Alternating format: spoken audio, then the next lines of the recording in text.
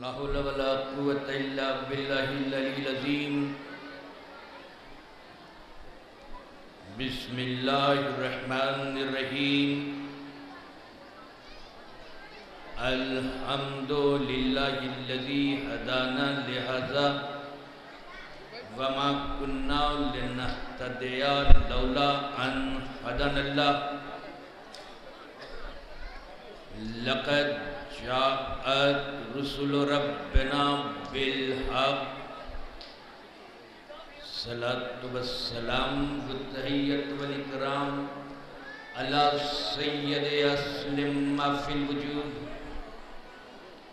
سر الله في كل موجود نقطة دائرة الوجود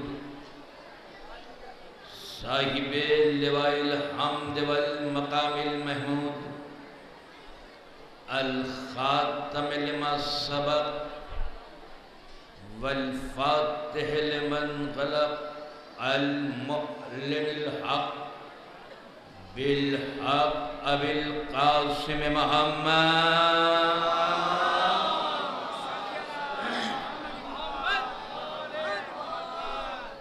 والصلاة والسلام على یاسب الدین والایمان وبالامن والامان کلمۃ الرحمن کاسر الاسنام والاوسان السابق بالاحسان والشاہد بالایمان مصداق مرج البحرین یلتقیان الامام المظفر والشجاع الغضنفر وقاسم الطوبى والصخر ابی شبر والشبر وحامل الباب الخیبر والساقی حوض الکوثر الذی سمته امه حیدر والآل الطیبین الطاہرین المعصومین المظلومین المنتجبین المنتخبین واللعنة اللہ علی دائی مجمعین من یومنا حاضر الى یوم الدین اما بعد فقد قال اللہ سبحانہ وتعالی فی الکتاب الحکیم بسم اللہ الرحمن الرحیم والنجم اذا ہوا ما ضل صاحبکم وما غوا وما ينطق عن الهوى ان هو الا وحی یوحی صلوات بھیجے محمد وآل محمد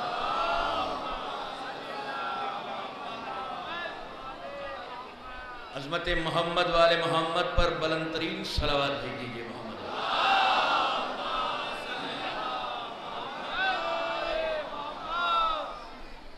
ابھی تک میں آپ کی آواز سے اور صلوات سے مطمئن نہیں ہوں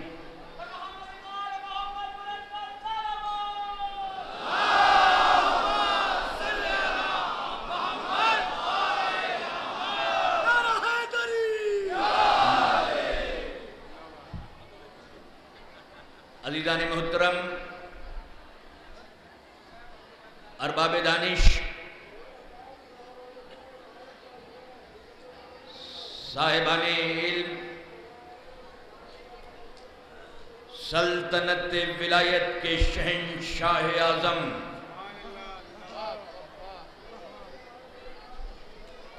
حضرت علی کی بارگاہ میں آپ کے ساتھ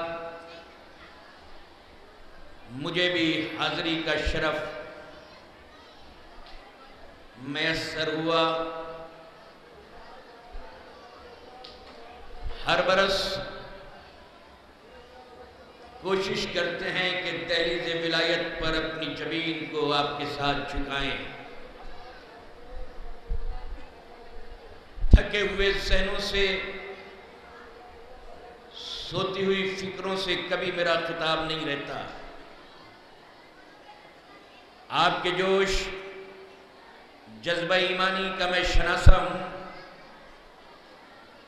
اس لیے بنا طولانی تمہید کے اپنے بیان کو آپ کے اذہان سے بلا فصل کر رہا ہوں سورۃ النجم کی آیت کی تلاوت کی، جس میں ذات لم یزل و لا یزال نے ہر قرآن کے قاری کی بند آنکھوں کو کھول دیا اور واضح کر دیا کہ وَالنَّجْمِ اِذَا هَوَا، مجھے قسم ہے اسے ایک ستارے کی جب وہ گرا۔ دنیا کا اصول یہ ہے کہ گرتے ہوئے کو کوئی پلٹ کے نہیں دیکھتا۔ میں توجہ چاہ رہا ہوں لیکن آیت کا مزاج عجب ہے کہ وَالنَّجْمِ اِذَا هَوَا، مجھے قسم ہے اسے ایک ستارے کی جب وہ گرا۔ اللہ جانے کہاں گر گیا کہ یہ مقدر کا سکندر بن گیا۔ آسمان پہ رہنے والے بلند ستاروں میں سے اللہ کسی ستارے کی قسم نہیں کھا رہا، ستارے کی قسم کھا رہا ہے۔ وہ بھی اس وقت کھا رہا ہے کہ جب وہ گرا۔ کہاں گر گیا؟ ہم تو اب رمضان میں ان لوگوں سے بھی سوال کر سکتے ہیں کہ ہم تو قرآن کی تلاوت بیٹھ کے کرتے ہیں، ہم تو بڑے ادب سے کرتے ہیں، آپ تو 10 دن میں پورا قرآن کھڑے پڑھ جاتے ہیں، کم سے کم اتنا تو بتا دیجئے کہ یہ ایک ستارہ کون سی چوکھٹ پہ گر گیا کہ اس کا مقدر بدل گیا۔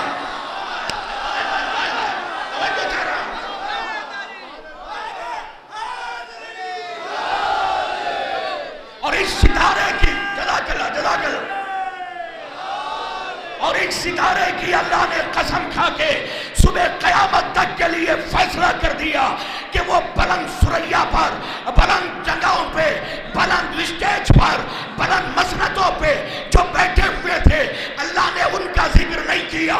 در علی پہ جھکنے والے کی قسم کھا کے بتا دیا کہ یاد رکھو اللہ کی نگاہ میں بلند مسند پہ بیٹھنا بلندی نہیں ہے، در علی پہ جھکنا بلندی ہے۔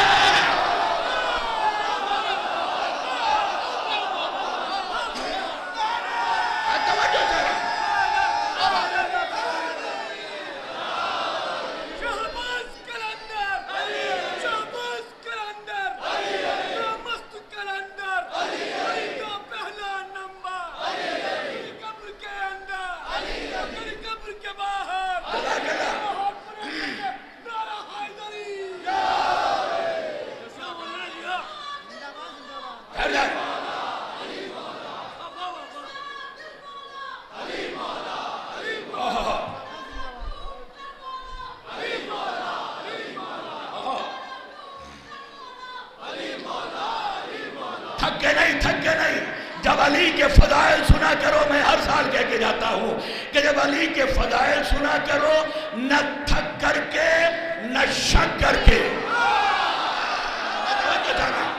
ذرا سا بیدار کر رہا ہوں، مجھے پتا ہے آپ کتنا ہے کیوں؟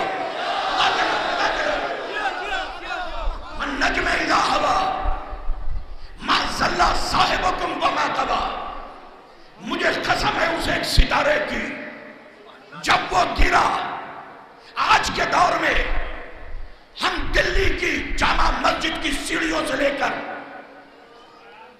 لکھنؤ کی اسٹریٹ تک، لکھنؤ کی اسٹریٹ سے لے کر نیو یارک کی گلیوں تک، اور نیو یارک کی گلیوں سے لے کر لندن کی سڑکوں تک نہ جانے کتنے جوتشی بیٹھے رہتے ہیں، اور بڑے بڑے پڑھے لکھے لوگ اپنا ہاتھ پھیلا کر یہ کہتے ہیں یہ بتاؤ دوستوں سے دغا مل رہی ہے، رشتہ دار ساتھ نہیں دے رہے، جہاں ہاتھ ڈال رہا ہوں نقصان ہو رہا ہے، میرے قسمت کا ستارہ ذرا دیکھ کے تو بتاؤ کہ میری قسمت کے ستارے میں کیا لکھا ہے۔ تو دنیا والوں اب خدا کے واسطے فتوے مت دو، کفر کے فتوے مت لگاؤ، شرکی داستانے مت چھوڑو، بلکہ ہاتھ پھیلاتے ہوئے جوتشی کے سامنے جو یہ کہتے ہیں میری قسمت کا ستارہ دیکھ کے بتاؤ اور سورہ نجم پڑھ کے بتاؤ کہ علی میں اور دنیا میں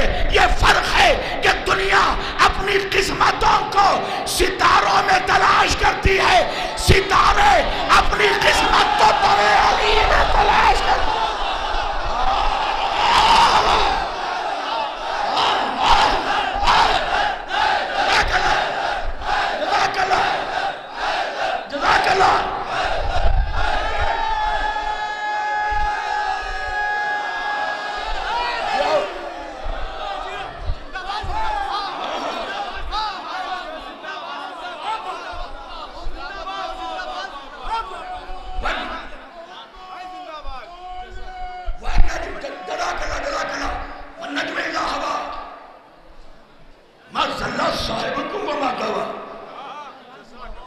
میرا صاحب محمد نہ بہکا ہے نہ پھٹکا ہے. 252 مقام ایسے ہیں خالق لم یزل و لا یزال نے جہاں پر قسمیں کھائی ہیں. آج تقریر کا رخ پاسبانے شریعت کے عنوان سے آگے بڑھے گا. اب میں کیا کروں؟ ایک ایسی آیت، ایک ایسا انداز قرآن کا، اگر میں قسم کھا لوں تو لوگ مجھے دیوانہ کہنے لگے. میرا وعدہ تھا انتظامیہ سے کہ آج کو شام کو اس مجلس کو خطاب کروں گا، اور خدا نہ خواستہ میں نہیں آتا اور یہاں کی انتظامیہ کل مجھے فون کرتی، جاوید عابدی آپ کیوں نہیں آئے؟ میں نے کہا ہم کیا کریں، بیمار تھے. کہ آپ کی آواز سے تو نہیں لگ رہا کہ آپ بیمار ہیں. دلی کی قسم میں بیمار ہوں. کیا کیسی بات کر رہے ہو؟ کہ میں لکھنؤ کی قسم کھا کے کہہ رہا ہوں، بامبے کی قسم کھا رہا ہوں، یقین کریے. تو کہیں گے آپ دیوانے ہیں. اچھا ہوا نہیں آئے، پچھلے سال تو ٹھیک تھے، اب کیسی کیسی قسمیں کھا رہے ہیں. میں نے کہا میں غلط قسم نہیں کھا رہا. آپ نے کبھی سورہ بلد نہیں پڑھا؟ سورہ بلد کا آغاز ہی یہ ہوا ہے، لَأُقْسِمُ بِهَٰذَا الْبَلَدِ. مجھے قسم ہے شہر مکہ کی. میری سمجھ میں نہیں آ رہا کہ اللہ شہر مکہ کی قسم کیوں کھا رہا ہے.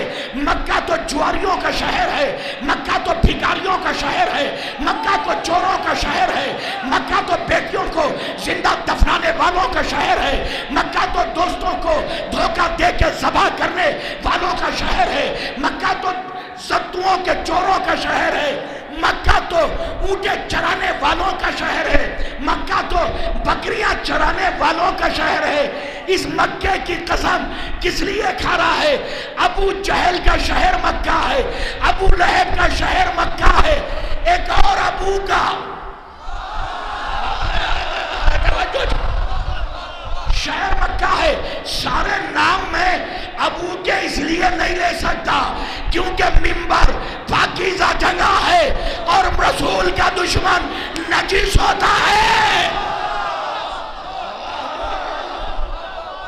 ابو جہل کا شہر مکہ، ابو سفیان کا شہر مکہ، عتیبہ کا شہر مکہ، شیبہ کا شہر مکہ، جواریوں کا شہر مکہ، دھوکے بازوں کا شہر مکہ، غداروں کا شہر مکہ، فراروں کا شہر مکہ، مکاروں کا شہر مکہ، ان کا شہر مکہ. نبی نے جنہیں بلایا تو آئے نہیں، اٹھایا تو گئے نہیں، جگایا تو سوئے، سلایا تو جاگے، بلایا تو بھاگے.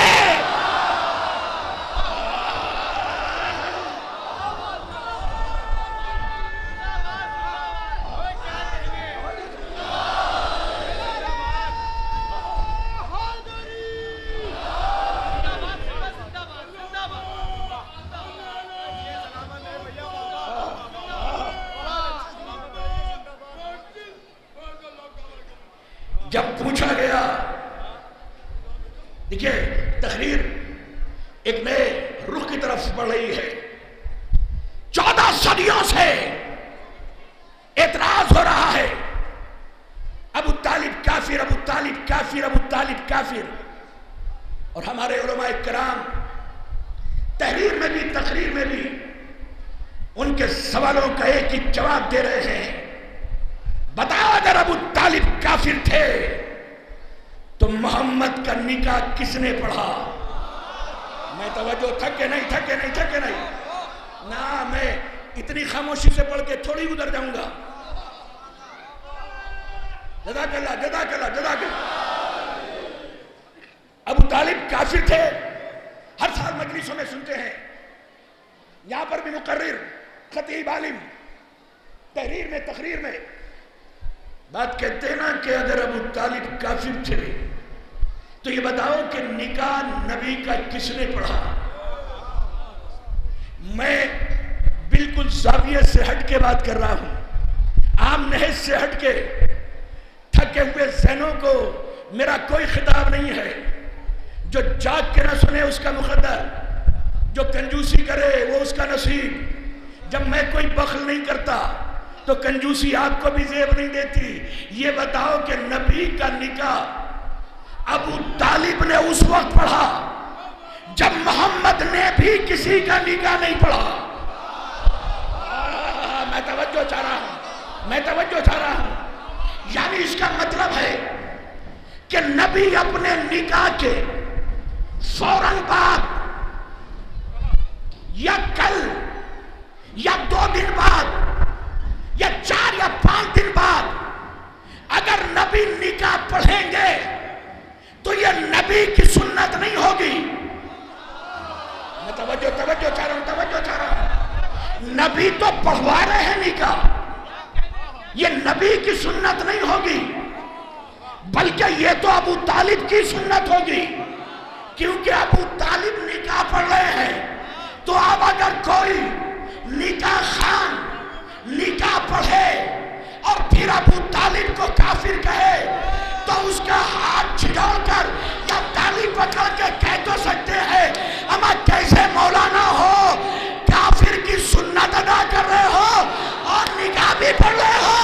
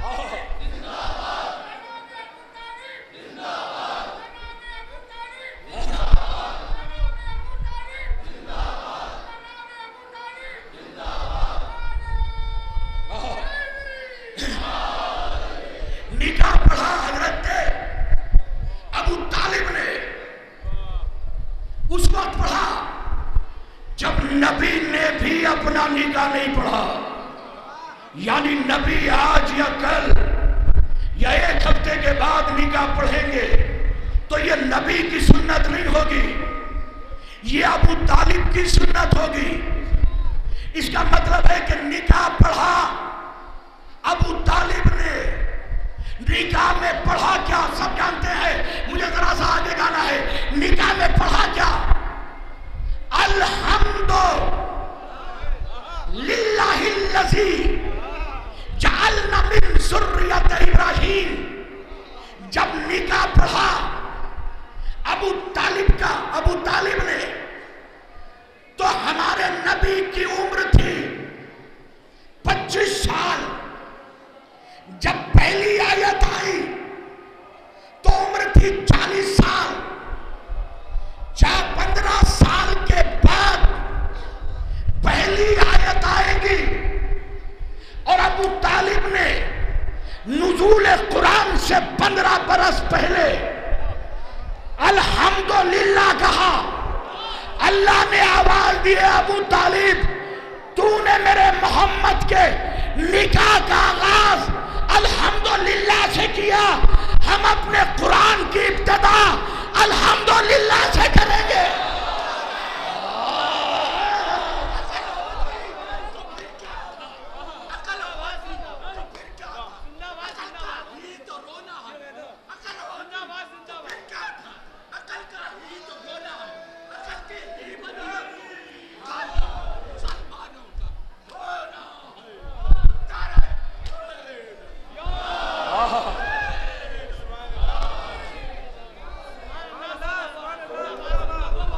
ہمارے یہاں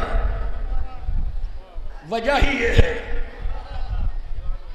کہ علی کا نام ہمارے ذہنوں میں نہیں ہوتا، ہمارے دلوں میں ہوتا ہے. توجہ چاہ رہا ہوں. علی کا نام ہمارے دماغ میں نہیں ہوتا، ہمارے دلوں میں ہوتا ہے. شاید یہی وجہ ہے جو پاگل ہو جاتا ہے نا اس کا دماغ کام نہیں کرتا، مگر ہمارا پاگل ہونے کے بعد بھی علی علی کہنا نہیں چھوڑتا، اس لیے نہیں چھوڑتا کہ دماغ میں نہیں دل میں ہے۔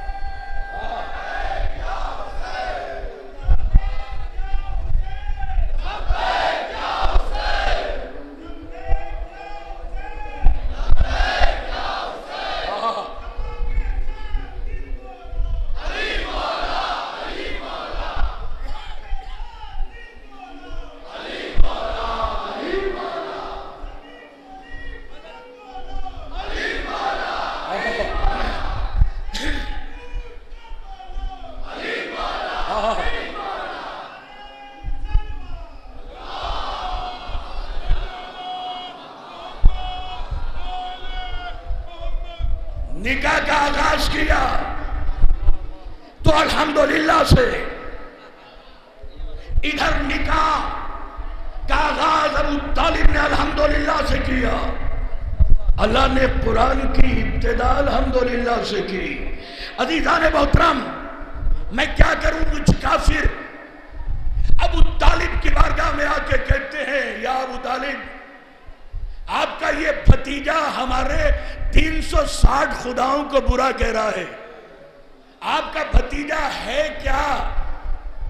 جواب دینا چاہیے تھا، ابو طالب نے سوال کیا تھا سامنے، تو جواب ایسے سامنے دینا چاہیے تھا، لیکن جہاں یہ قصیدہ لامیہ کا شعر لکھا کہ ابو طالب نے کافروں سے منہ پھیرا، اس کا مطلب ہے کہ ابو طالب کافروں کو منہ لگانا پسند ہی نہیں کرتے، جو کافر ہوں گے اب ابو طالب کو اچھا تھوڑی کہیں گے۔ میں توجہ چاہ رہا ہوں، اور کافروں کو تو ایمان پہ لانے کا درس ابو طالب کے گھر سے ملا ہے۔ میں اتنی خاموشی سے تھوڑی، مجھے پتا ہے کہ 1 سال کی ناراضگی ہے، بہت مدت کے بعد ملتے ہیں، آپ کو مجھے 10 15 20 منٹ تو ساتھ لے جانے کے لیے محنت کرنی پڑتی ہے، پھر آپ میرے ساتھ چلتے ہیں، یہ ہر سال کا آپ کا سلسلہ ہے۔ عزیزان محترم، مجھے بتاؤ کہ دعوت ذوالشیرہ کہاں ہوئی؟ بڑا علم رکھتے ہو نا آپ، تو بڑی کتابیں جانتے ہو، بڑے کافر کے فتوے دیتے ہو، مجھے بتاؤ تو صحیح کہ کہاں پہ دعوت ذوالشیرہ ہوئی، اور دعوت ذوالشیرہ کا مقصد کیا تھا؟ دعوت ذوالشیرہ کا مقصد توحید اور رسالت و ولایت بتانا تھا۔ 40 آدمیوں کی دعوت ہوئی، کہاں پہ دسترخوان بچھا؟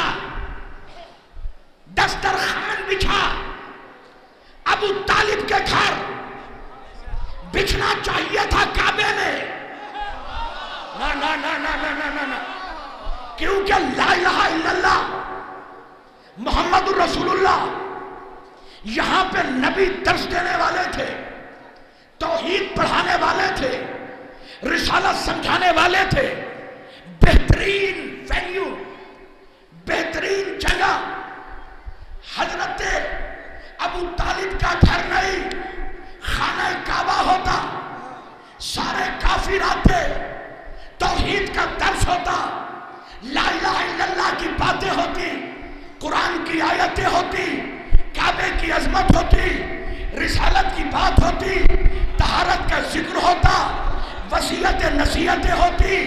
یہ کعبے میں کس لیے دعوت نہیں ہوئی؟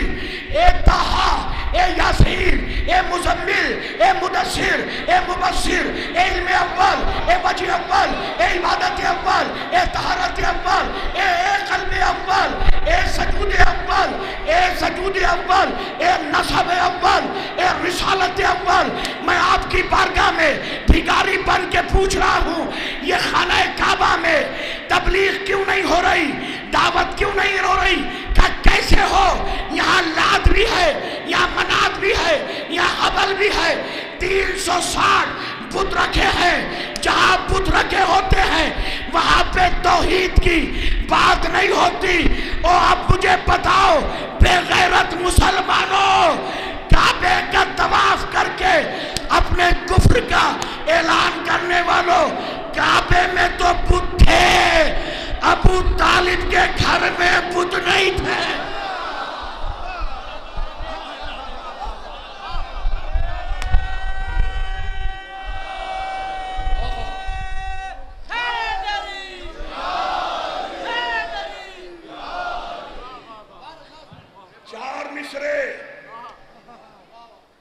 اور قیامت کے 4 مصرے، بہت خوبصورت 4 مصرے۔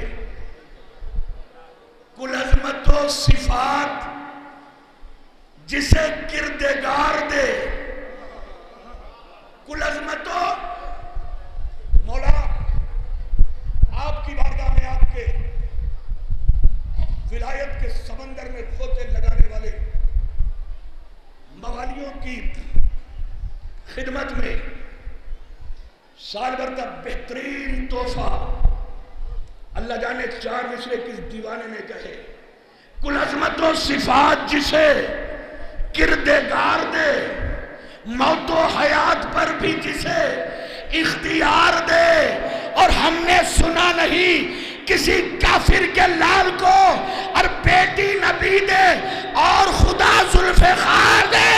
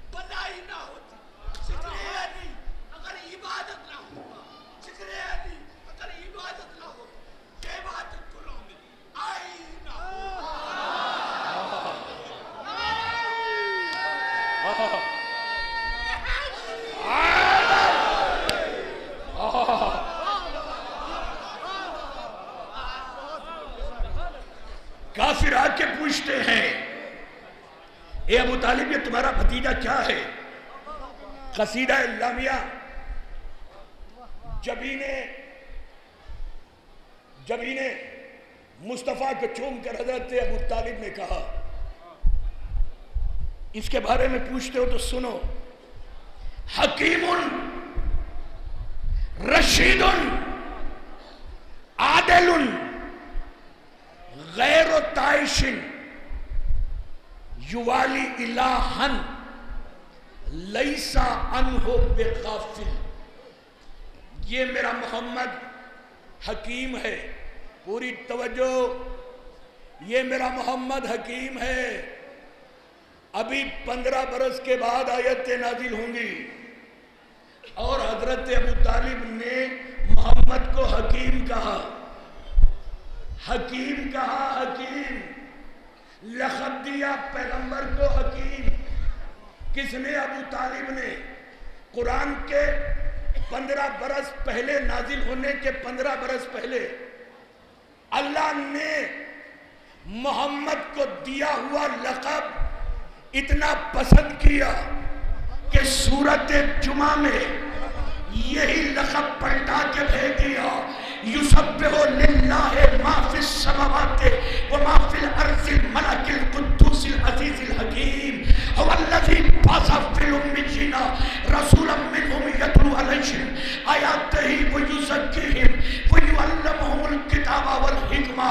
اے میرے محمد، تجھے ابو طالب نے تجھے حکیم کہا ہے۔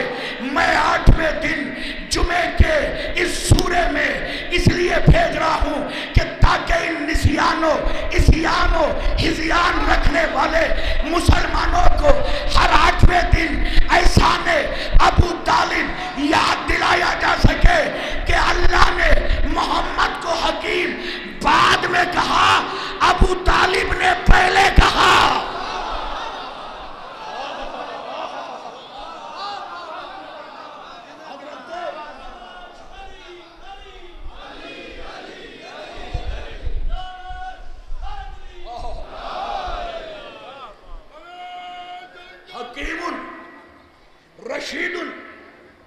یہ رشید ہے، عادل، یہ عادل ہے،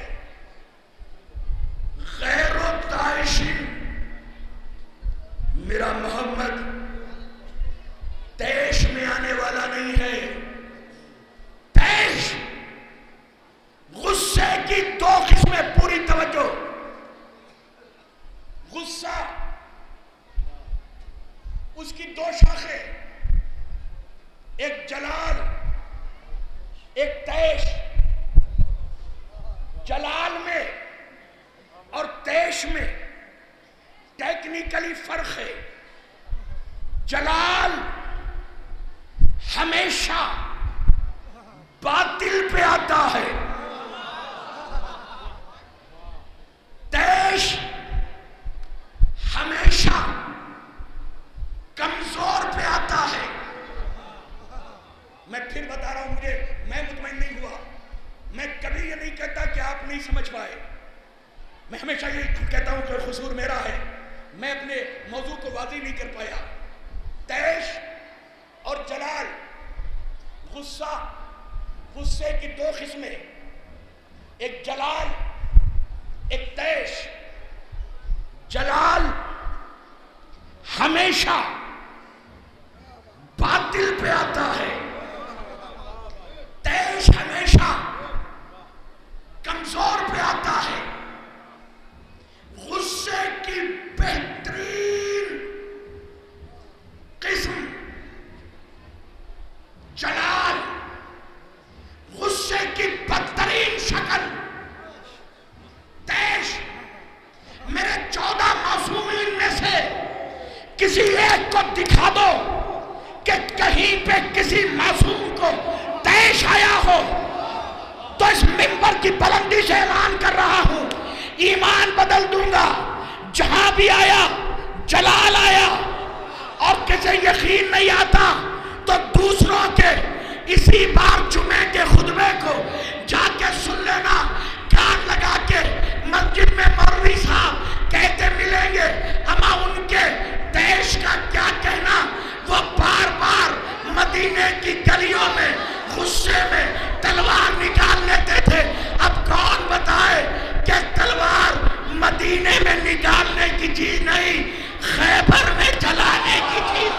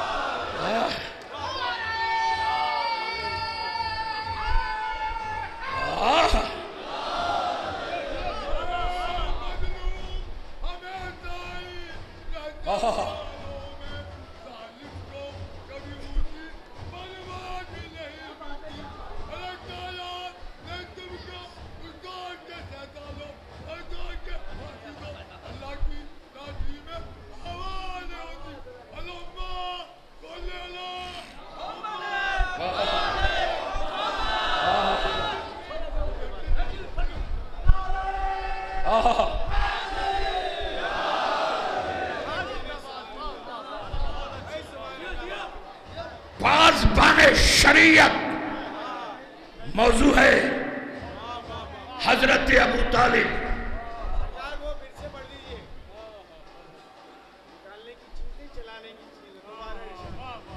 میرے بھائی نے فرمائش کی ہے کہ جملے کو میں پھر پڑھوں۔ تیش، اب جب فرمائش کی ہے تو میں وضاحت اپنے انداز سے کروں گا نا۔ تیش ہمیشہ کمزور پہ آتا ہے، جلال ہمیشہ باطل پہ آتا ہے۔ صاحب جلال یہ نہیں دیکھتا کہ سامنے والے میں طاقت کتنی ہے، یہ دیکھتا ہے کہ حق کدھر ہے باطل کدھر ہے۔ آئے آئے آئے آئے آئے، تھکے نہیں، یہ دیکھتا ہے کہ حق کدھر ہے باطل کدھر ہے۔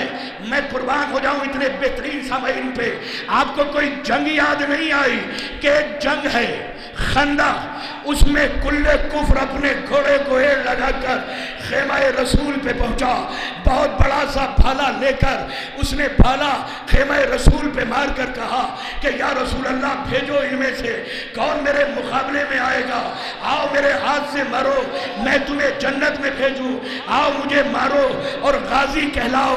ہے کوئی آپ میں سے، لوگ کہتے ہیں صرف علی کے فضائل آپ قرآن میں سے نکال کے پڑھتے ہو، اوروں کے فضائل نہیں پڑھتے۔ میں نے قرآن ڈھونڈا تو ان کے بھی فضیلتیں مل گئی کہ جب اس نے للکار کے کہا تو بڑے بڑے سورما جن کی تلوار ٹنگی رہتی تھی یا بندھی رہتی تھی، چلانا جانتے نہیں تھے، انہوں نے کھڑے ہوئے بیٹھے بیٹھے کہا خبردار اس کے مقابلے میں مت جانا، یہ اکیلا 70 لوگوں سے لڑ سکتا ہے، اس نے فلاں جنگ میں اونٹ کے بچے سے اٹھا لیا تھا، یہ اکیلا جہاں بھی جاتا ہے اس کی تلوار دشمن کے کلیجے کے لہو کو پیے بغیر نہیں آتی، یہ بچوں کو یتیم کر دیتا ہے، یہ عورتوں کو بیوہ بنا دیتا ہے، لشکر کے لشکر خالی کر دیتا ہے۔ یہ کون کہہ رہا ہے؟ یہ صحابہ کہہ رہے ہیں۔ یہ کس کے سامنے کہہ رہے ہیں؟ یہ رسول کی مجلس میں کہہ رہے ہیں۔ یہ رسول کی مجلس میں صحابہ کس کے فضائل پڑھ رہے ہیں؟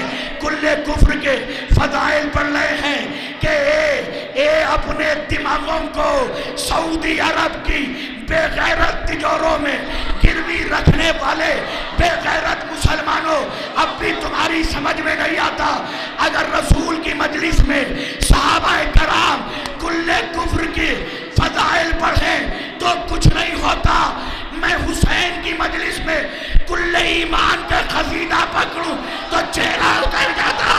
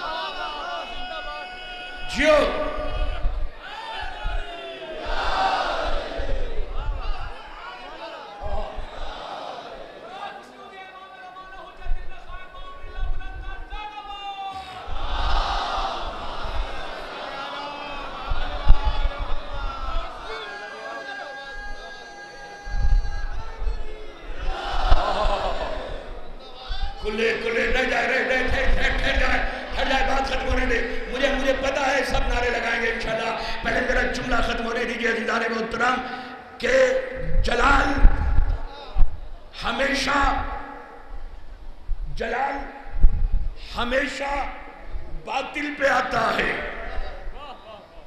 تیش ہمیشہ کمزور پہ آتا ہے. جو حسین والے ہو نا، جو علی والے ہو، بہادری اپنا زیور سمجھنا. میں توجہ چاہ رہا ہوں. میں سمجھتا ہوں کہ جو بہادر نہیں ہے وہ علی والا بھی نہیں ہے. میں توجہ چاہ رہا ہوں. جو بہادر نہیں ہے وہ علی والا بھی نہیں ہے. جو سخی نہیں ہے وہ علی والا بھی نہیں ہے. جو جان بوجھ کے جاہل ہو وہ علی والا بھی نہیں ہے. یہ سارے علی والے ہونے کی شرط ہے کہ علی والا ہے کون. علی کے ساتھ بات تو کرتے ہیں 2 انگلیوں سے خیبر اکھاڑنے کی، اور ویسے بزدل بات تو کرتے انگلی سے ملک سلیمان لٹانے کی. چندے کے لیے 5 روپے بھی نہیں نکلتے. اب میں کیا کروں، میرا موضوع ہے ہی ایسا. میں نے کہا ہے کہ جو کنجوس ہو وہ علی والا نہیں ہوتا. اچھا جو مشہور ہوتا ہے نا اسے بڑا اسٹرگل، سنگھرش، محنت کرنی پڑتی ہے. کوئی ڈاکٹر ہو رات دن محنت کرتا ہے تب ڈاکٹر بنتا ہے. کوئی یہاں پہ خطیب مشہور ہو رات دن کتابیں پڑھتا ہے، پریکٹس کرتا ہے تب وہ مشہور خطیب ہوتا ہے. رات دن گاؤں دیہات جنگلوں کی خاک چھانتا ہے تب کوئی مشہور نیتا بنتا ہے. ساری زندگی وقف کرتا ہے تب کوئی مجتہد بنتا ہے. یہ تب ہوتا ہے. لیکن کنجوس آدمی ایسا ہوتا ہے جو بنا کچھ خرچ کیے مشہور ہو جاتا ہے. میں توجہ چاہ رہا ہوں. 1 روپیہ خرچ نہیں کرتا، پورے گاؤں میں پورے شہر میں مشہور ہے. جو ہر دسترخوان پہ رونق دسترخوان ہوتا ہے اور اس کا دسترخوان کسی نے نہیں دیکھا. اور کھانا کھانے کے بعد سب سے زیادہ کم وقت کمیے بھی یہی نکالتا ہے. آج ذرا مسالہ کم تھا، آج مرچیں زیادہ تھی، نمک کم تھا، چاول موٹے تھے، پانی زیادہ تھا. کبھی جس نے اپنا کچھ نہیں دکھایا ہو. اور اچھا ایسے لوگوں سے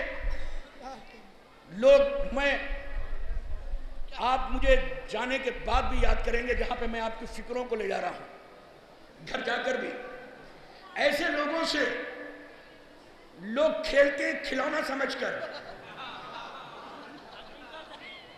جب آپ کے یہاں پہ شادی ہوتی ہے نا، شادی، تو اس شادی میں ولیمہ کھانے کا سجا ہوتا ہے. کھاتے ہیں لوگ، گھر چلے جاتے ہیں، اور جو آنے والے ہوتے ہیں لفافہ دیتے ہیں، بکے دیتے ہیں، فلاور دیتے ہیں، تحفے دیتے ہیں. اور جو ولیمے کا کرانے والا ہوتا ہے آرگنائزر، وہ کہا ذرا بریانی دیکھیے، ہم نے سنبھل کے کباب منگائے ہیں، ہم نے یہ بریلی سے جلیبی بنانے والا منگایا ہے، ہم نے امروہہ سے بریانی بنانے والا منگایا ہے. وہ ٹنڈے کے کباب ضرور کھا کے جانا. آپ نے میٹھا کھایا، ٹھنڈا لیا، کچھ کمی تو نہیں رہ گئی. سلام کرتے ہیں، تحفہ دیتے ہیں، چلے جاتے ہیں. لیکن یہ کنجوس صاحب جتنے بھی ولیمے میں ڈشیں سجی ہوتی ہیں کسی ڈش کو بھی ناراض نہیں کرتے. کہیں روز محشر یہ دامن نہ پکڑ لے کہ مجھے کھا کے کیوں نہیں گئے تھے. اور جب کھانا کھا کے ٹیبل پہ لگ بیٹھ جاتے ہیں، کچھ لوگ ایسے آتے ہیں کالی شیروانی، منہ میں پان، کالی مخمل کی ٹوپی، سرکار سلامت، حضور سلامت، اما بریانی کھاؤ، بھئی کھا لی، سرکار سلام، لفافہ دے نہیں رہے، سلام کر رہے ہیں، ارے کباب کھا لو، سرکار سلام، ارے بھائی ذرا جلیبی لو، سرکار سلام، تندوری چکن کھائیے، اور سلام کرتے تھے، لفافہ دیتے تھے، چلے جاتے تھے۔ یہ سلام کر رہے ہیں، ان کے سلام کرنے کا مقصد کچھ اور ہے کہ چلے جائے، ہم تو سوچ کے آئے تھے کہ آج بہت کچھ ملے گا۔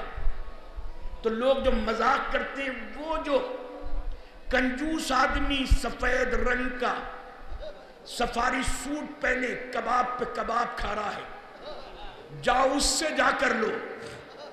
جب اس کے پاس یہ مانگنے والے پہنچے تو اس نے غصے میں آ کے کہا، مجھ سے کیوں مانگ رہا ہو؟ پوری توجہ، جس نے بات چھوڑ دی وہ اس کا مقدر، مجھ سے کیوں مانگ رہے ہو؟ میں کیا دولہے کا وارث تھوڑی ہوں جو میں کچھ بانٹوں؟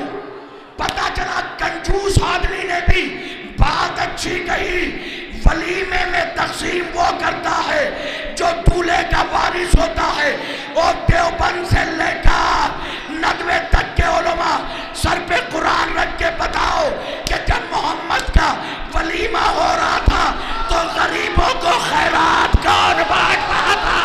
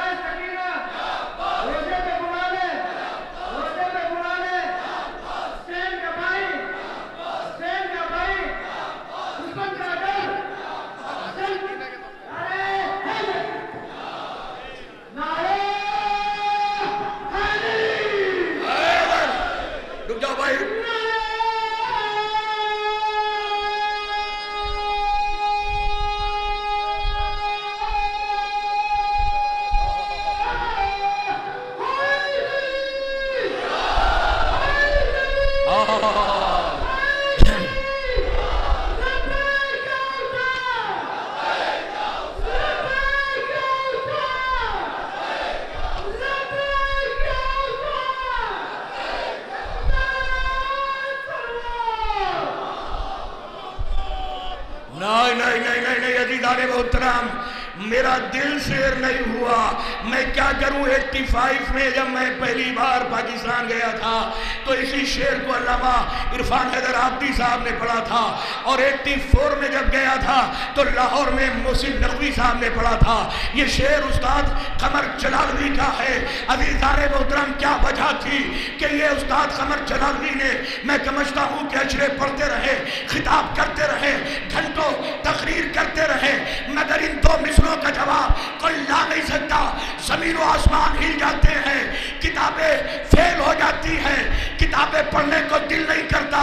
سارا فلسفہ استاد قمر جلالوی نے دیا کہ کیا وجہ ہے کہ اپنے بچوں کو لٹائیں, ذبح ہو, ان کے بیٹے محمد بچ جائے, محسن رسالت اپنی جان دینے کو تیار ہو, محسن کلید بردار مکہ اپنی جان دینے کو تیار ہو, محمد بچ جائے. پھر بھی محمد کا کلمہ پڑھنے والے انہیں کافر کیوں کہتے ہیں؟ اس کی ایک ہی وجہ استاد قمر جلالوی نے بتائی کہ بس اس خطا پہ تجھے اس جہان نے چھوڑا ہے کہ تیرے لال نے ان کے بتوں کو توڑا ہے.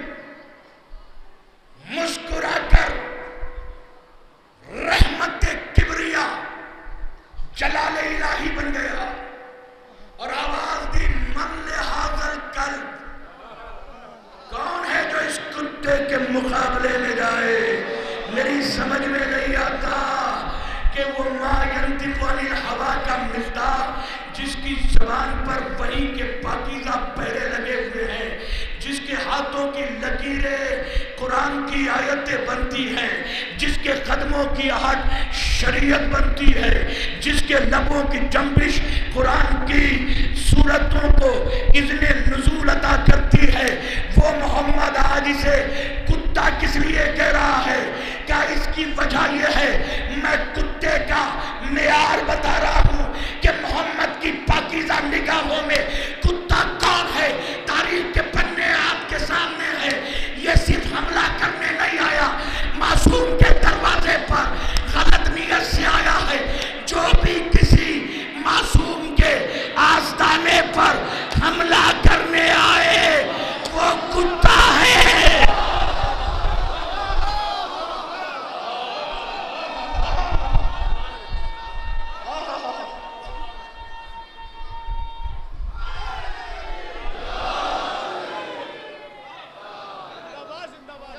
اب میں کیا کروں؟ پورے قرآن مجید سمیٹ رہا ہوں گفتگو، پورے کلام پاک کو پڑھیے اور قصیدہ لامیہ کو پڑھیے جو حضرت ابو طالب نے شان محمد میں لکھا ہے۔ شمس العلماء شبلی نعمانی نے، میرے مولا نے یہی تو کہا، یہ مت دیکھو کہ کون کہہ رہا ہے، یہ دیکھو کہ کیا کہہ رہا ہے۔ شبلی نعمانی نے بہت خوبصورت جملہ کہا کہ پورا ابو طالب کا قصیدہ پڑھ کر ایسا لگتا ہے کہ جیسے ابو طالب کی زبان وہی ہے جو قرآن کی زبان ہے۔ میں توجہ چاہ رہا ہوں، ابو طالب کی زبان وہی ہے جو قرآن کی زبان ہے۔ یہ زبان 7 سمندر کے بعد بھی ساتھ نہیں چھوڑتی، چاہے جہاں چلے جاؤ۔ میں اتفاق سے پوری دنیا میں تقریباً جہاں جہاں مجلسیں ہوتی ہیں مجالس کو خطاب کر چکا، جہاں دیکھتا ہوں دور سے پہچان جاتا ہوں کہ کون سا مظفر نگر کا ہے، کون سا نوگامے کا، کون سا لکھنؤ کا، کون سا حیدرآباد کا، کون سا پاکستان کے پنجاب کا۔ معلوم ہے کیسے؟ جب مجلس ختم ہوتی ہے کوئی مصافحہ کرتا ہے اور مصافحہ کر کے کہتا ہے ایک مجلس کا وعدہ ہمیں بھی لینا ہے۔ میں مسکرا کے کہتا ہوں کیا لکھنؤ کے ہو؟ کہا میں نے تو بتایا بھی نہیں، آپ نے پہچانا کیسے؟ کہا آپ نے جو وعدے کو وعدہ کہا، یہ لکھنؤ میں وعدے کو وعدہ کہتے ہیں۔ اور جہاں کسی صاحب نے، میں مذاق نہیں بنا رہا، میں ریئل بات کر رہا ہوں سب کی، کوئی کہیں کہ صاحب ہمارے شہر کو اس لیے کہہ دیا، کسی نے کہا ہمارے یہاں بھی روٹی وٹی کھاؤ، میں کہا مظفر نگر سے آئے ہو؟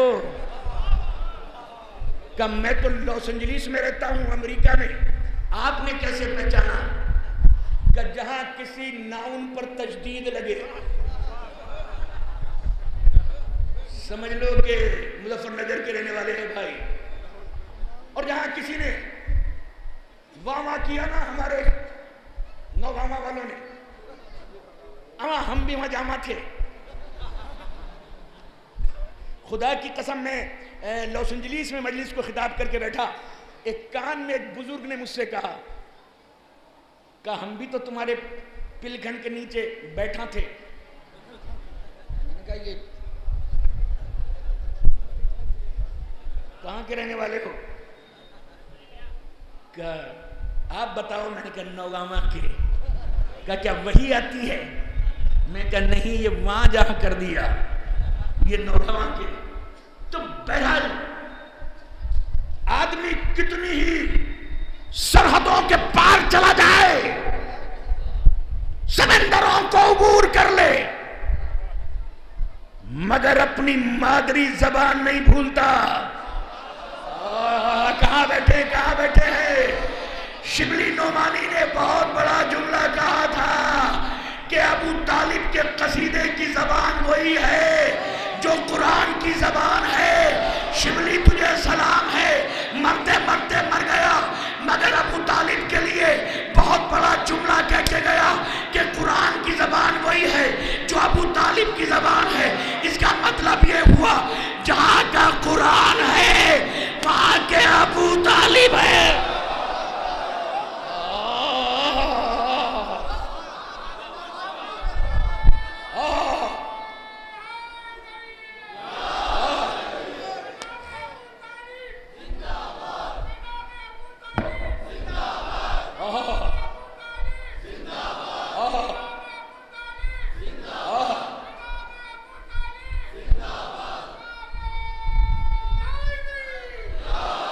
ہمارے ماشاءاللہ گفتگو سمٹ رہی ہے.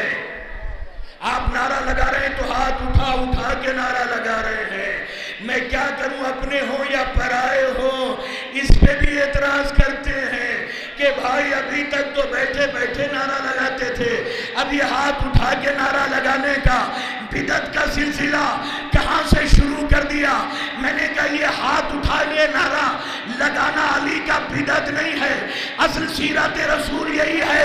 غدیر کے چوراہے میں نبی نے ہاتھ باندھ کے نہیں، ہاتھ اٹھا کے کہا تھا من کنت مولا ہو فہذا علی مولا.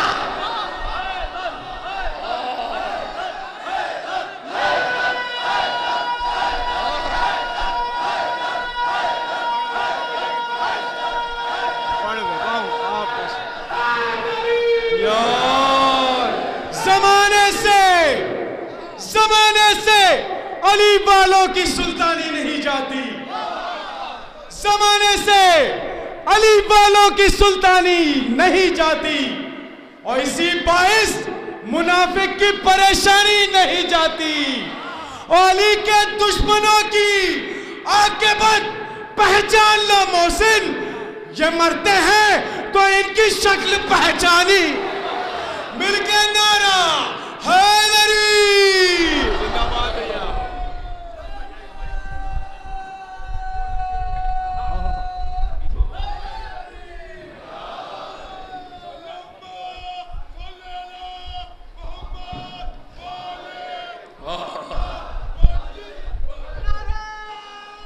بیٹھ جائے بیٹھ جائے.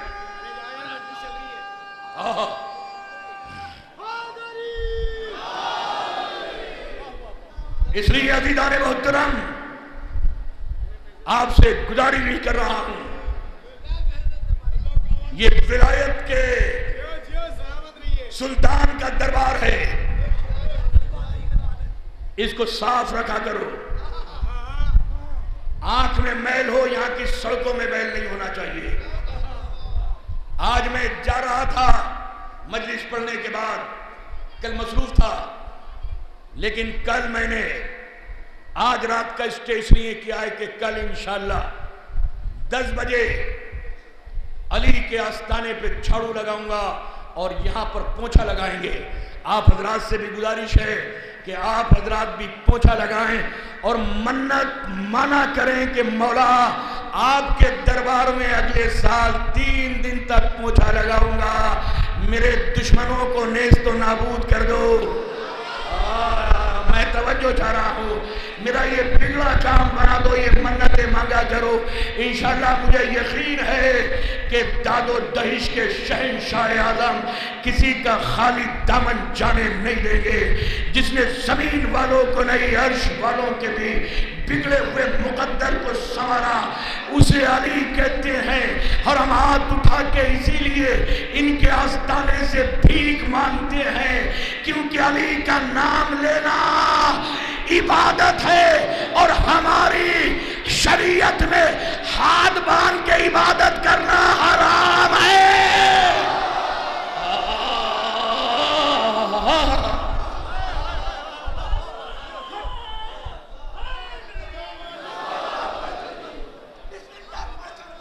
بیٹھ جاؤ 1 منٹ بیٹھ جائے، بات ختم ہونے دے. عزیزان محترم کی گفتگو سمیٹ دی ہے میں نے کہ دنیا بدل جاتی ہے،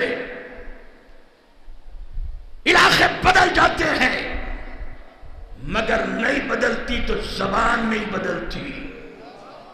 ہم جہاں کے ہوتے ہیں زبان وہاں ہو جاتی ہے. ساتھ نہیں چھوڑتی۔ شمس العلماء نے بہت پیاری بات کہی ہے کہ ابو طالب کی زبان وہی ہے کہ جو قرآن کی زبان ہے۔ اب ایک جملہ کہنا چاہتا ہوں، میری سمجھ میں نہیں آتا۔ اے پالن ہار، اے لم یزل و لا یزال، اے ذات واجب، اے گاڈ، اے آمن را، اے پروردگار، اے ایشور، اے پرماتما، اے وحدہ لا شریک، اے لم یلد ولم یولد کے مصداق، اے خلاق عالم، اے حی، اے قیوم، تجھے باپ اور بیٹے کی زبان کتنی پسند آئی کہ آسمان پہ معراج میں محمد سے بات کی تو بیٹے علی کے لہجے میں، زمین پہ قرآن اتارا تو ابو طالب کے لہجے میں۔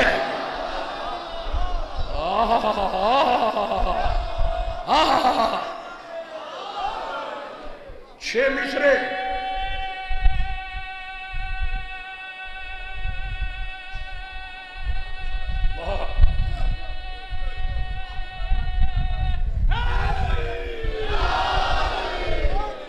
سب کچھ چھوڑ دینا، لیکن کبھی ایمان سے سودا مت کرنا۔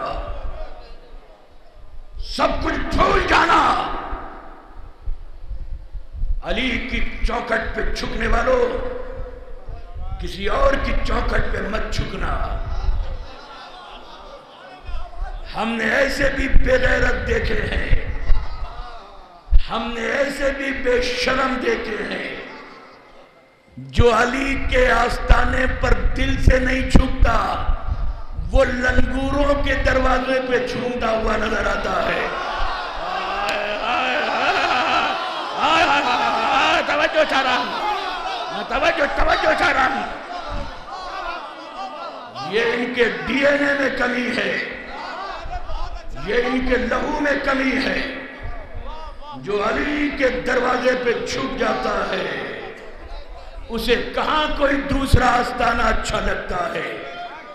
اور خدا کے واسطے ایسوں کو اپنا بھی مت کہو، کیونکہ اصل تو وہ ہے، ہم تو اسے بھی علیہ السلام کہتے ہیں جو یزید کا فوجی ہونے کے بعد علی کے بیٹے کے پیچھے ایک وقت نماز پڑھ لیتا ہے۔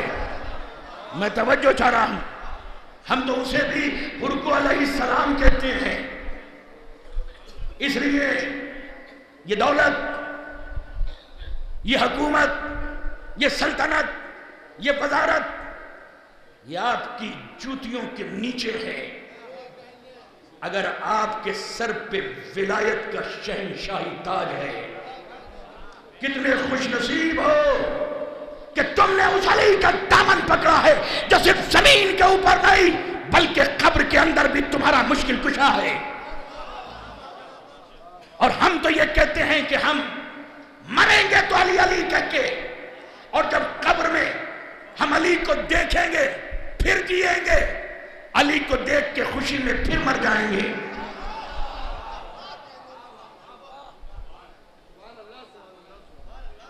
علی کے نام سے طوفان خوف کھاتے ہیں، جنہیں یقین نہیں ہے وہ ڈوب جاتے ہیں۔ فرشتے قبر میں کچھ اور پوچھتے ہی نہیں، وہ سن کے نام علی چپ سے لوٹ جاتے ہیں۔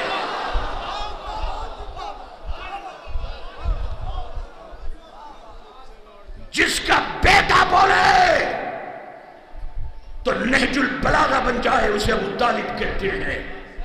بچے مصرے کہہ کے یہاں سے ربط مسائب دوں گا، کیونکہ اس کے بعد مسالمہ شروع ہوگا۔ عزیزان محترم، یہ حضرت ابو طالب جتنے میری ماں ہیں، بہنیں ہیں، بزرگ ہیں، دور دراز سے آئے ہیں، مجلس سماعت فرما رہے ہیں، کچھ ٹینٹ میں بیٹھے ہوئے، کچھ سڑکوں پر، کچھ امام بارگاہ کے اندر، کچھ امام بارگاہ کے باہر، کچھ باہر درگاہ تک سری سر نظر آ رہے ہیں۔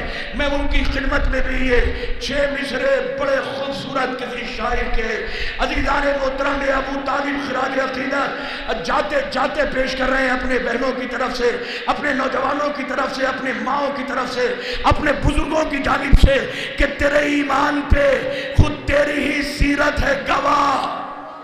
اے ابو طالب، تیرے ایمان پہ خود تیری ہی سیرت ہے گواہ۔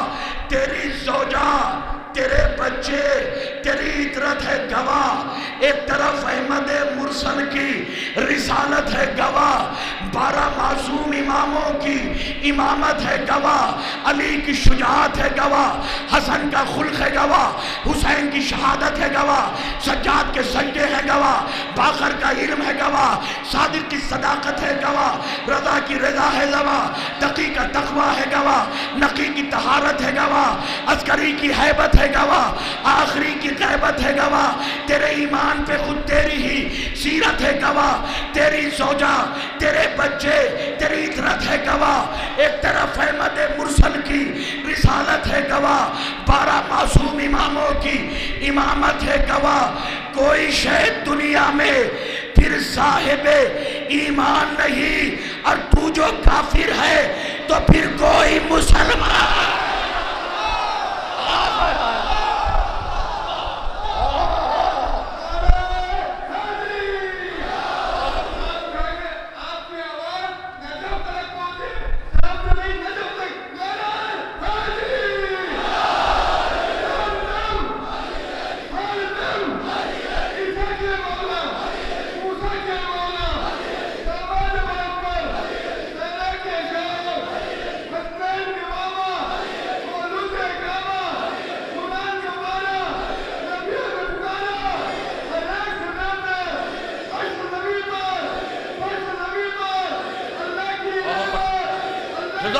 جزاک اللہ۔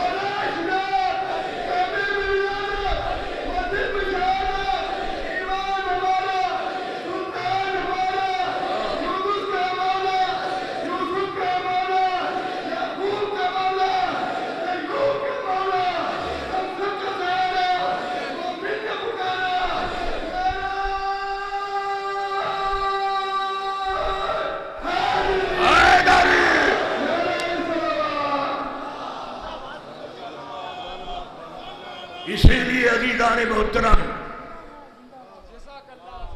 فضیلتوں کے سمندر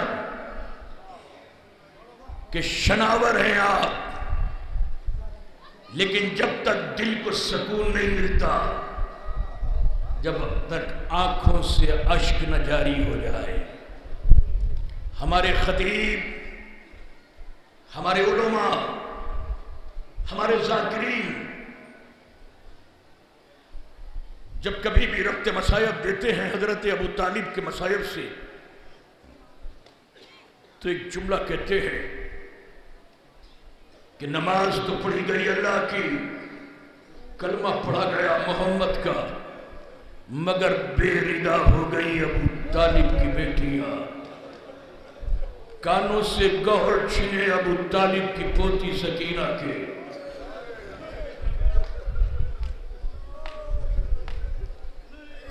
آج جی چاہتا ہے میری ماں و بہنوں، ابھی میں نے مسائل شروع نہیں کیے، میرے ہاتھوں کا رونگٹا کھڑا ہوتا ہے، باوضو ہو کر بیٹھا ہوں منبر پر، نام لوں بنا وضو کے، جس کا نام نہیں لے سکتا اس کا نام زینب ہے۔ ابھی میں نے کوئی مسائل تو نہیں پڑھے، مگر یہاں بیٹھ کر دیکھو تو کتنے سسک سسک کے میرے بھائی ہو رہے ہیں۔ اللہ جانے کسے کوفے کا دربار یاد آ گیا، کس کو شام کا بازار یاد آ گیا۔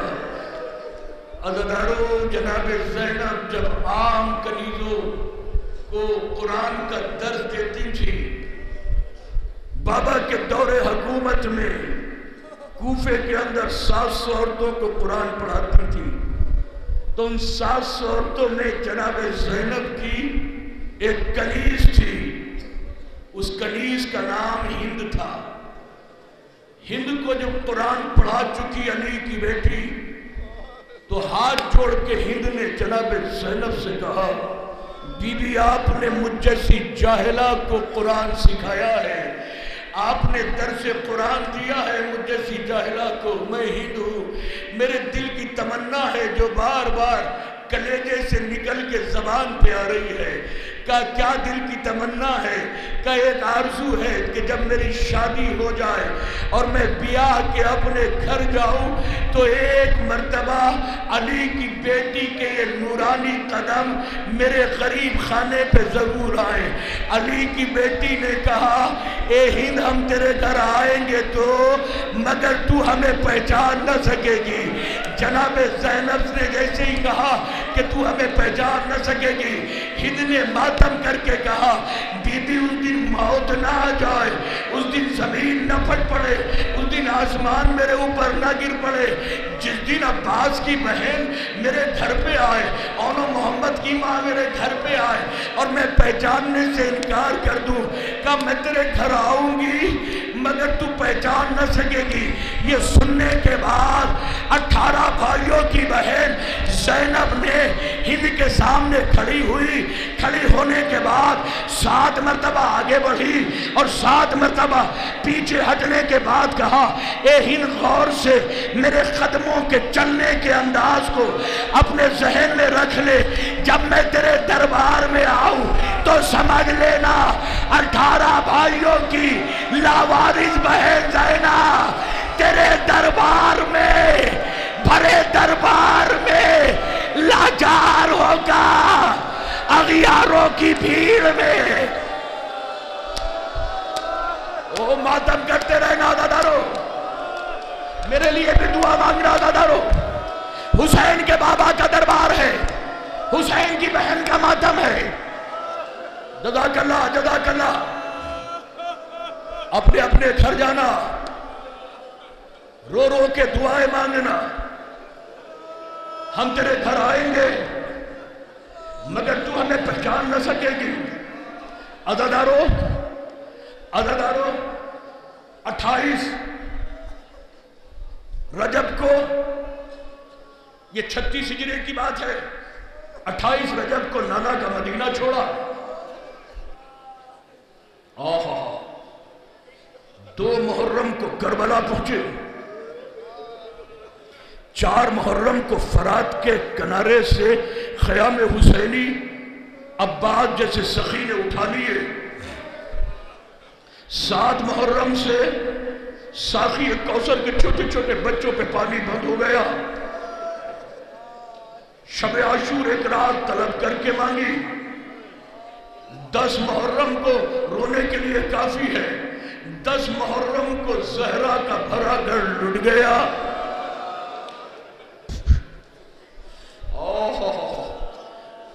ایک جملہ سن لو، ایک جملہ سن لو، تم سے میں پوچھوں کہ بھائی کیا ہوتا ہے کا قوت بازو؟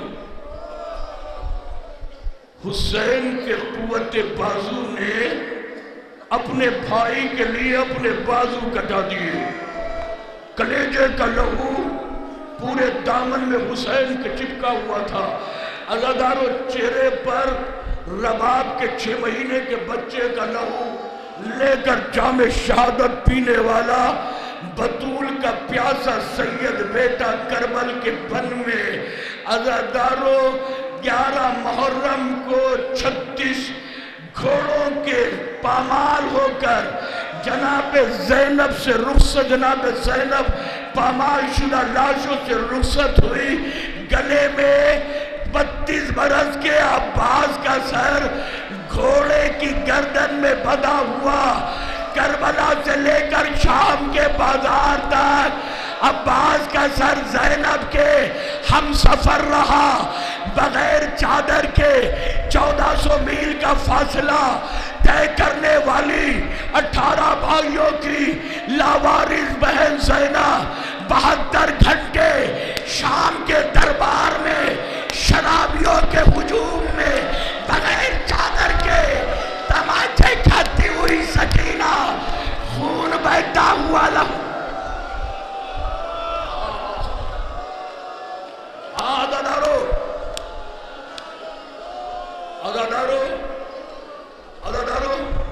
دربار میں میں سمجھتا ہوں، مجھے نہیں پتا کہ کون برداشت کر پائے گا کون نہیں۔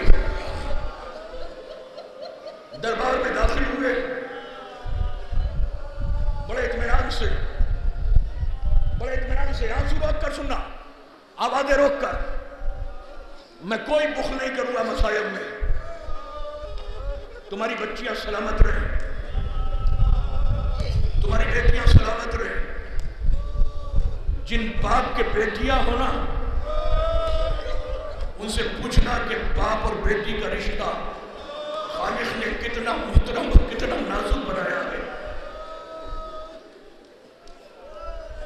باپ کو جب آنگن میں ٹہلتی ہوئی بیٹی نظر آتی ہے تو ایسا لگتا ہے جیسے کلیجے کا ٹکڑا بیٹی کی شکل میں, آنگن کی صورت آنگن میں کلیجے کا ٹکڑا بیٹی کی شکل میں ٹھہر رہا ہے. مگر وہ بیٹی جو ساری دنیا کی خوبیوں کو اپنے باپ کے اندر سمجھتی ہے, اور بیٹی وہ بھی سکینہ جیسی, جب 72 گھنٹے دربار کے دروازے کے اندر سے داخل ہوئی تو شرابی کے ہاتھ میں جام شراب تھا, خیزران کی کانٹے دار چھڑی تھی, تشت طلا میں حسین کا سر تھا, سر پر خاک تھا. کپڑے کو ہٹایا, میں خدا کی قسم ریاض المصائب میں نہ پڑھتا نا تو منبر پہ اتنا سب جملہ نہ پڑھتا. سکینہ کی نگاہوں کے سامنے حسین کا سر تھا. ایک مرتبہ ظالم نے خیزرہ نوکیلی کانٹوں کی چھڑی سے حسین کے لبوں پر بیٹی کے سامنے وار کر کے کہتا ہے یہ وہی لب ہے جنہیں فاطمہ زہرا پیار کرتی تھی, یہ وہی حسین ہے جو مباہلے میں رسول کی گود میں آیا تھا, یہ وہی حسین ہے. جزاک اللہ, جزاک اللہ, جزاک اللہ دادارو. ہاں میرے بھائی میری بہنوں, میں بہت سخت مصائب کی طرف بڑھ رہا ہوں. دربار کا امتحان دے کر زندان شام میں جب یہ قافلہ گیا, ایک دعا کر رہا ہوں, دعا. مولا یہ منبر ہے, وہ علی کا روزہ, اپنے لیے بھی اور آپ کے لیے بھی کوئی دنیا کی چیزیں نہیں مانگتا. مولا ہم بڑے غریب ہیں, ہمیں دولت کے انبار نہیں چاہیے. مولا گنہگار ہیں, فرش ازا پہ اقرار کر رہے ہیں, مگر آقا ایک بات ہے, ہمارے پاس دنیا و آخرت میں کچھ نہیں ہے, مگر آپ کو چاہا بہت ہے, آپ سے پیار بہت کرتے ہیں. ہم اپنے آرام گاہوں کو چھوڑ چھوڑ کر نہ جانے کہاں کہاں سے اس جنگل بیابان میں رات میں پڑے ہوئے ہیں, کوئی والی و وارث نہیں, اپنے گھروں کو چھوڑ کر خاک پر آئے ہیں یہاں پر صرف حسین تیری مجلس سے سننے, یا علی آپ کی زری کو چومنے کے لیے. مولا ہم جب دنیا سے جائیں سارے, میری بہنیں میرے بھائی, مولا آپ کے دربار میں آج دعا مانگ رہا ہوں. ہم غریبوں کو عزادار تو بنایا ہے, مگر شام کا زوار بنا کے بھیجنا, تاکہ ہم جا کر دیکھیں تو صحیح کہ سکینہ کے کانوں سے پنتے کہاں ہے.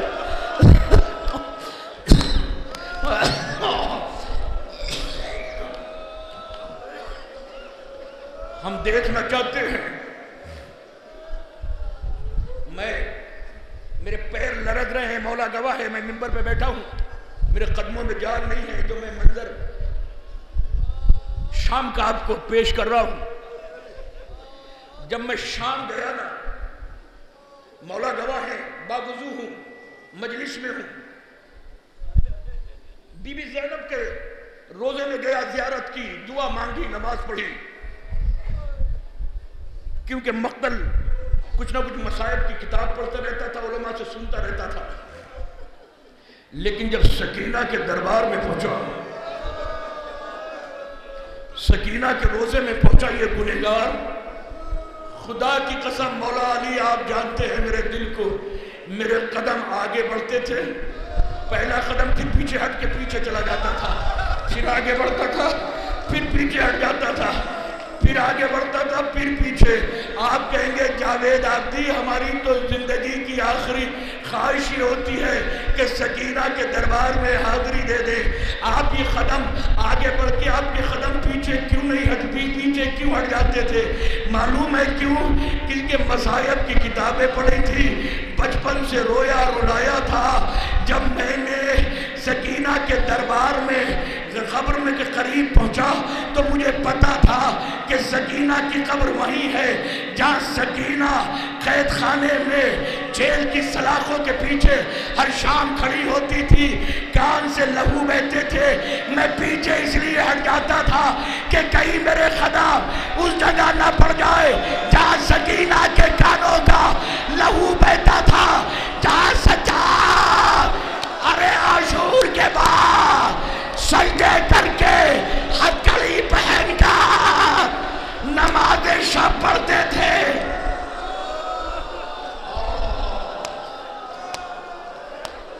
جزاک اللہ، جزاک اللہ، جزاک اللہ، جزاک اللہ، جزاک اللہ بھائی، جزاک اللہ، جزاک اللہ، جزاک اللہ، جزاک اللہ۔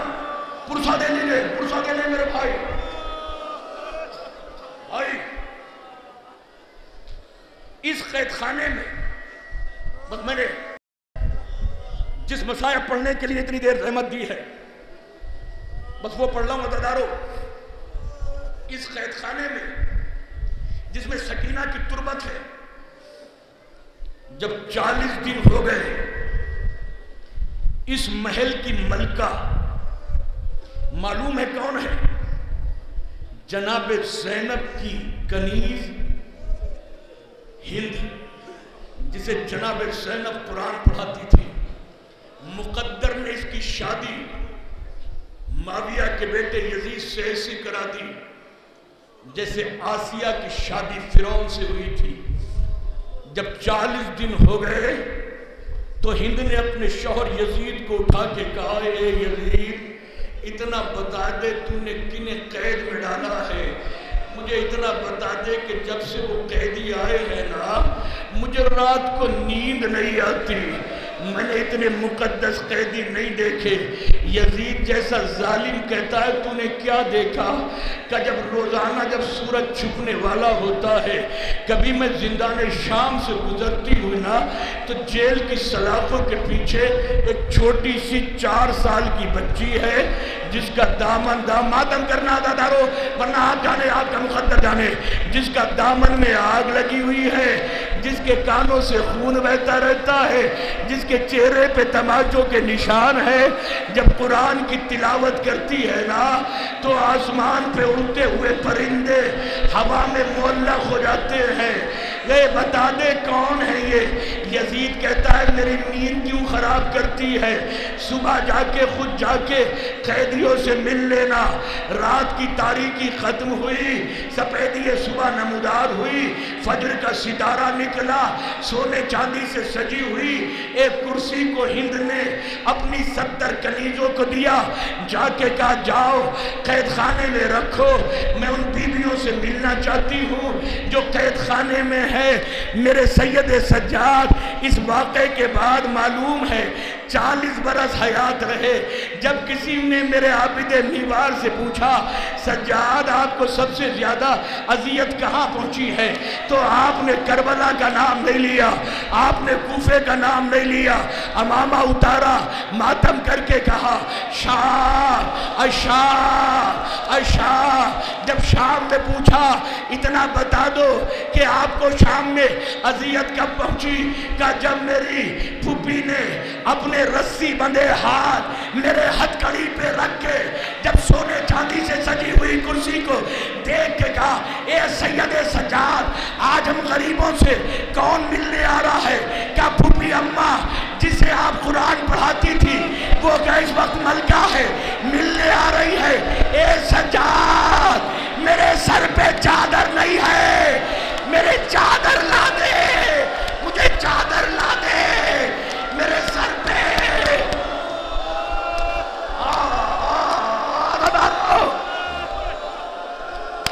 وہ مانگ لینا جو مانگ رہا ہو، نہیں پڑھنے دینا بھائی، پڑھنے دینا۔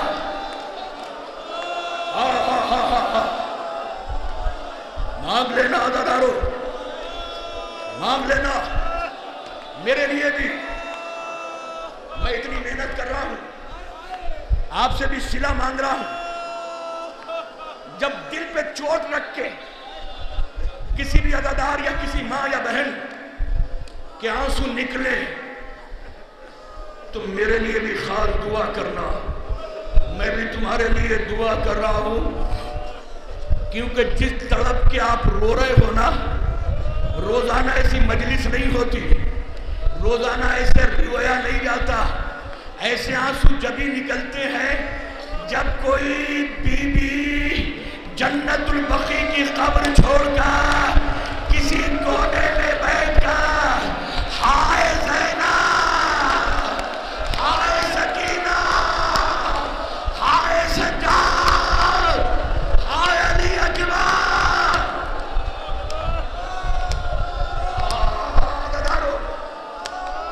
بس بس بس بس،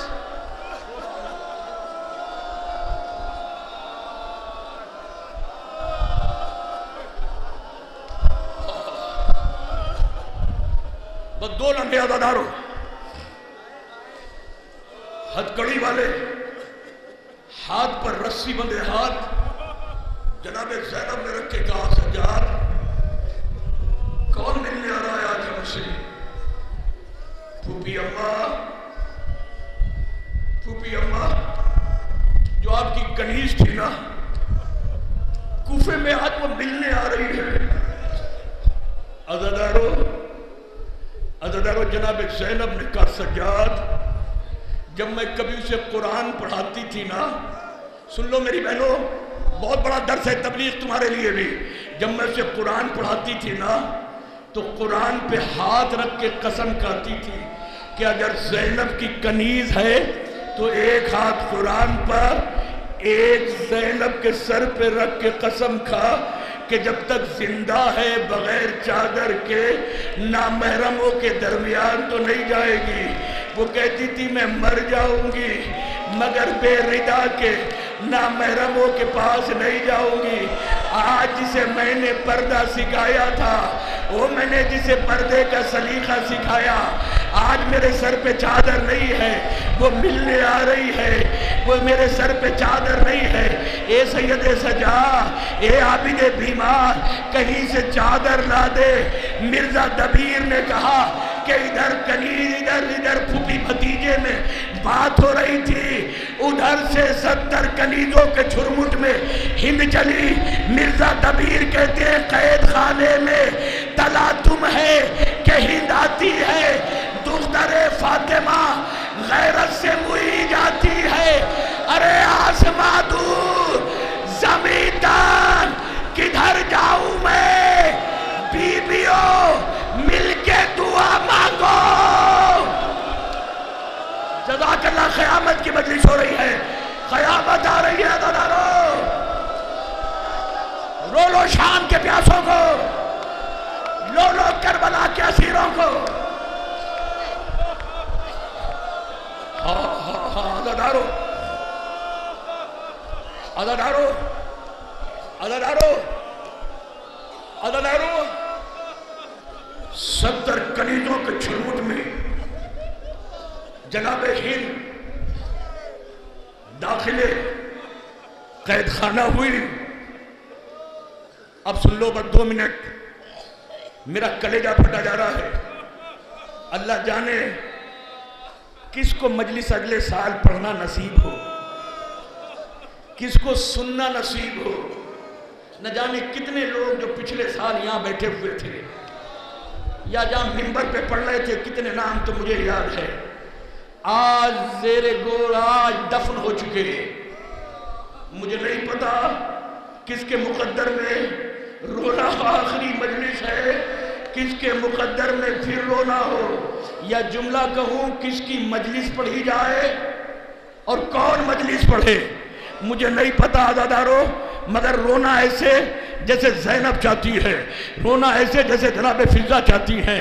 عزادارو، سونے چاندی کے سجی ہوئی کرسی پر ہند آ کے بیٹھ گئی، خاک پہ اسیران شام بیٹھے ہوئے ہیں، ایک ایک کو دیکھا، کسی کو ہند پہچان نہیں سکی، ایک ایک کو دیکھ رہی ہے۔ عزادارو، میں کہتا ہوں قیامت کا انتظار کیوں ہے ماتم کرنا؟ اسی وقت قیامت کیوں نہیں آ گئی کہ جب 18 بھائیوں کی بہن زینب عالمہ غیر معلمہ خاک پہ بیٹھی تھی، کنیز کرسی پہ بیٹھی ہے، علی کی بیٹی زمین پہ بیٹھی ہے، کنیز کرسی پہ بیٹھی ہے، کنیز نے خطبہ شروع کیا، 1 گھنٹے تک خطبہ دیا، کبھی رسول کی رسالت کی باتیں، کبھی فاطمہ کی طہارت کی باتیں، کبھی حسین کے صبر کی باتیں، کبھی علی کی شجاعت کی باتیں۔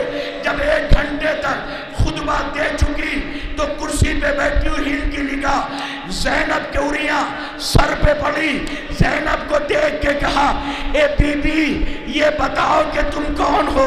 میں نے تم جیسے عبادت گزار کبھی نہیں دیکھے۔ فضہ نے میری ماں قربان، میری بہنیں قربان بال کھول دیے، کیونکہ فضہ جانتی تھی کہ کس سے سوال کر رہی ہے۔ ایک مرتبہ بتا کہ تم کون ہو؟ جناب زینب خاموش تھی۔ پھر ایک بار جب جناب زینب نے کوئی جواب نہیں دیا تو ہند نے کہا، بی بی تم جیسا قرآن پڑھنے کا سلیقہ میں نے کسی میں نہیں دیکھا۔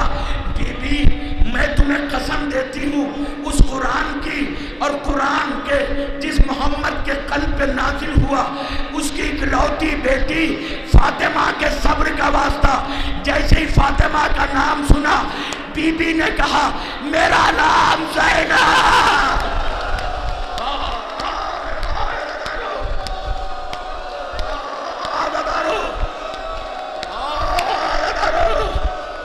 رو لینا ماتم کرنا عزادارو، جزاک اللہ۔ میرا نام زینب کرسی سے زمین پہ آ گئی ہے اور زمین پر آ کے کہتی ہے، بی بی میں محل کی ملکہ ہوں تو کیا ہوا، میں اب کرسی پہ نہیں بیٹھوں گی، بڑا مقدس نام رکھا ہے آپ کے گھر والوں نے۔ اے بی بی اتنا عظیم نام ہے، میری جان قربان ہو جائے آپ کے نام پہ۔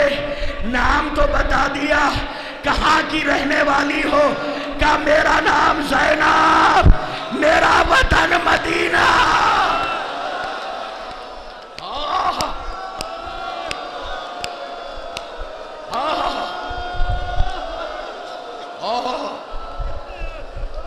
میرا نام زینب، میرا وطن مدینہ۔ کہ مدینہ تو بہت بڑا ہے۔ بی